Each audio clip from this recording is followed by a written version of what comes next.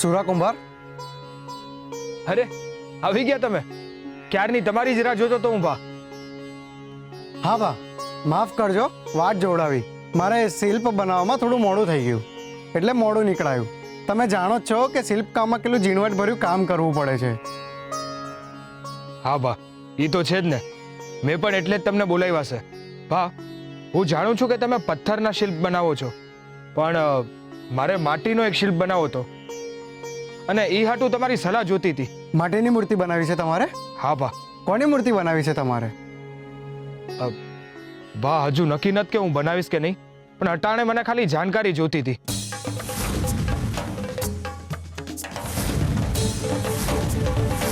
કાંઈ વાંધો નહીં, બનાવી છે કે નહીં પછી નક્કી કરી લેજો. અટાણે તમને શું સલાહ જોઈએ છે એ કહી દો. ગંગાબહુ, ગંગાબહુ, મારી વાત સાંભળો. ગંગાબહુ,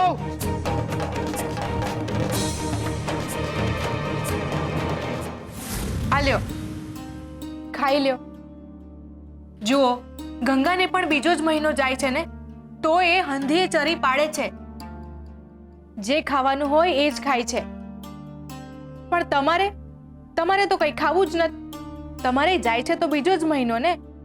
હા તુલસી, પણ જો ને આવું કેમ થતું હશે? કઈ ખવાતું જ નથી અને છાશ પીવશું ને તો ઉલટી થઈ જાય છે. એટલે જ તો મેં સૂંઠના લાડુ બનાવ્યા છે. માં અને બાળક બંનેને પૂરતું પોષણ મળી રહે. લ્યો, હવે ધીમે ધીમે લાડુ ખાવાનું શરૂ કરો. તુલસી, આને દૂર કર. પણ હું થયું? મને આની ગંધથી ઉલટી જેવું લાગે છે. તુલસી, મને આવું કાંઈ પણ ન ખવડાવો. મારી તબિયત બગડશે અને મને મજા પણ નથી આવતી. તુલસી, આવું બધાને થાય? તને પણ થતું તું? બીજો મહિનો જતો હોય ત્યારે આવી જ મૂંઝવણ થયા કરે. જો ને, મારું પેટે બહુ ભારે ભારે લાગે છે. મને સમજ જ નથી પડતી કે હું જીવી કેમ નહીં હકીશ. આવું હું કેમ બોલો છો ભાભી? આ પેટના ભાર હાટું તો તમે પથ્થર એટલા દેવ કર્યા છે. કેટલી રાહ જોઈ છે તમે. તારી હંધી વાત સાચી છે તુલસી, પણ હું આ બધું સહન સતત નહીં કરી શકું. અકળામણ થયા કરે છે મને તુલસી. કોણ જાણે આવું કોણે કીધું હશે કે માતૃત્વ એ દુનિયાનું સૌથી મોટું સુખ છે? તઈ હું માં બનવાની શું એવી જે દીથી ખબર પડી ને એ દીથી હું કઈ ખાઈ પી ન થકતી. મારું મન અંદર અંદર ગુચવાયા કરે છે. મને કઈ ગમતું નથી. અને તુલસી, નાના બાળકોને જોઉં છું ને તોય મને અણગમો વર્તાય છે. મને તો એવું થાય છે કે મારે બાળક જોઈતું જ નથી. બસ ભાભી બસ. આ હું વેણ ઉચ્ચારો છો તમે. બાળક હોવું તો એ ભાગ્યશાળી હોવાની નિશાની છે. હવે ભૂલથી આવું બોલતા નહીં. ક્યાંક ચોઘડિયું બેહી જશે ને તો રોતાય નહીં આવડે. તો બીજું હું કરું તુલસી? મને કઈ સમજાતું નથી. મારું શરીરે મને સાથ નથી આપતું. તમે શાંતિ રાખો ભાભી. હું તમારા મનની મૂંઝવણને સમજી શકું છું. તમારા પેટમાં કઈ ટકતું નથી ને એટલે જ તમને આવા અમંગળ વિચારો આવે છે. પેટમાં કઈ જાશે ને તો આ બધા વિચારો દૂર થઈ જશે. હાલો, અન્ન સમજીને નહીં તો દવા સમજીને ખાઈ લ્યો.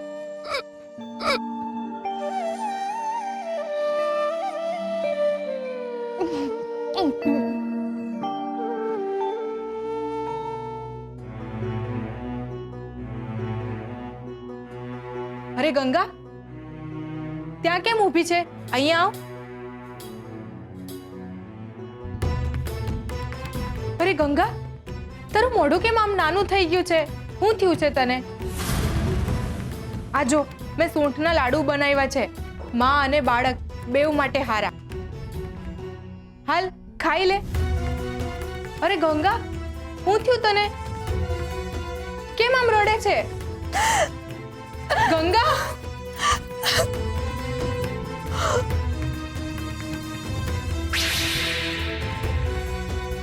ઝેર લાગે છે.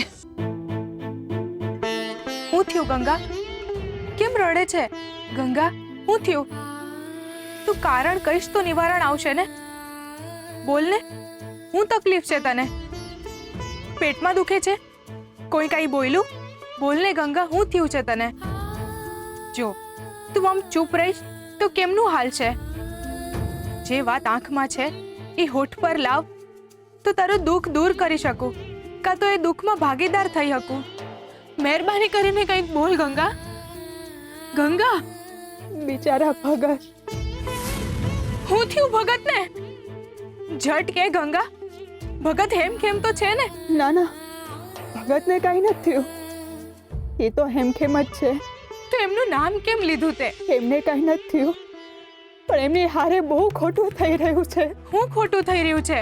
બેન, એક વાત છે જે મેં તમને હજી સુધી નથી કીધી. કઈ વાત? મીઠી, મને સાહેબ સરકારે એમની મૂર્તિ બનાવવાનું કીધું છે. હું? એમની મૂર્તિ? હા, અને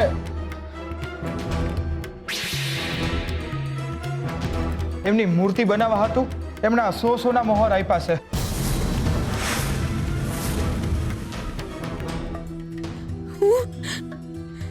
સાહેબ સરકાર શુરાભા પાસે આવી માંગણી કરી છે અને આપણને કહેતાય નથી.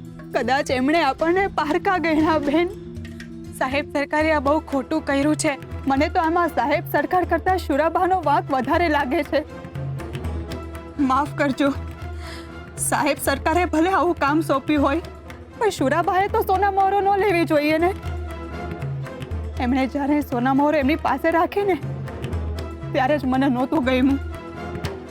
મને એ તો નહોતું જ ગમ્યું, પણ મને મનમાં એમ હતું કે કદાચ સુરાભાનું મન બદલાશે અને એ આવું નહીં કરે. પણ હમણાં હું જે જોઈને આવી છું ને, એ જોઈને મારું મન ધ્રુજી ઉઠ્યું છે. એમણે આવું નહોતું કરવું જોઈતું. એ મોટા ભાઈ છે એમના.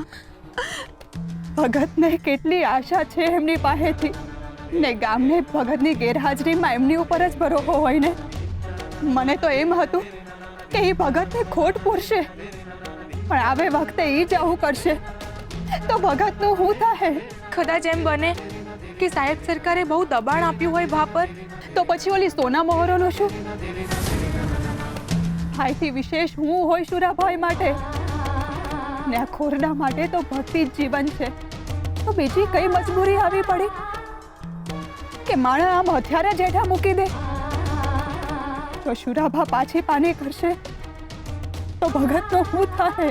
મને તો શુરાભા પાસેથી આવી અપેક્ષા જ નહોતી. ખબર નહીં હવે શું થશે. કેમ કરી રહ્યા છે આવી છેતરપિંડી? એકવાર મને તો પૂછો, મારું કારણ તો જાણો.